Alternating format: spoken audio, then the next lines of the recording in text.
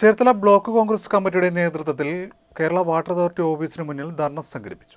കുടിവെള്ളത്തിന് പരിഹാരം കാണാത്തത് ജനങ്ങളോടുള്ള വെല്ലുവിളിയെന്ന് യൂത്ത് കോൺഗ്രസ് ജില്ലാ പ്രസിഡന്റ് MP പ്രവീൺ പറഞ്ഞു. ചേർത്തല ബ്ലോക്ക് കോൺഗ്രസ് കമ്മിറ്റിയുടെ നേതൃത്വത്തിൽ വാട്ടർ അതോറിറ്റി ഓഫീസിന് മുന്നിൽ നടന്ന പ്രതിഷേധ ധർണ ഉദ്ഘാടനം ചെയ്യുകയായിരുന്നു അദ്ദേഹം. Block Congress committee president KC Antony, advocate S Sarath, Isaac Madavana, Jayalakshmi Anilkumar, advocate CV Thomas, R Sasidharan എന്നിവർ നേതൃത്വം നൽകി. നമുക്കറിയാം, കേരളത്തിലെ തന്നെ ഏറ്റവും കുടിവെള്ള പ്രശ്നം നേരിട്ട് കൊണ്ടിരുന്ന ഒരു താലൂക്കാണ് ചേർത്തല താലൂക്ക്.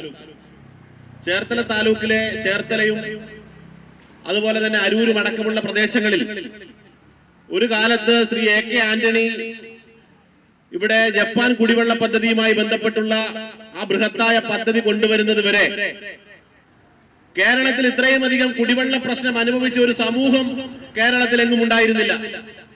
നമുക്കറിയാം, കേരളത്തിന്റെ ഏറ്റവും കുടിവെള്ള പ്രശ്നം നേരിട്ട പ്രദേശത്ത് UPA സർക്കാരിന്റെ കാലത്ത് ശ്രീ AK ആന്റണി നമ്മുടെ നേതാവ് ഇവിടെ കൊണ്ടുവന്ന ഈ പദ്ധതിക്കെതിരെ നേരത്തെ സൂചിപ്പിച്ചതുപോലെ പലതരത്തിലുള്ള സമരങ്ങൾ ആഹ്വാനം ചെയ്ത് ഈ പദ്ധതിക്ക് തുരങ്കം വെക്കുവാൻ നടത്തിയ ശ്രമങ്ങളൊക്കെ നമുക്കറിയാവുന്നതാണ്.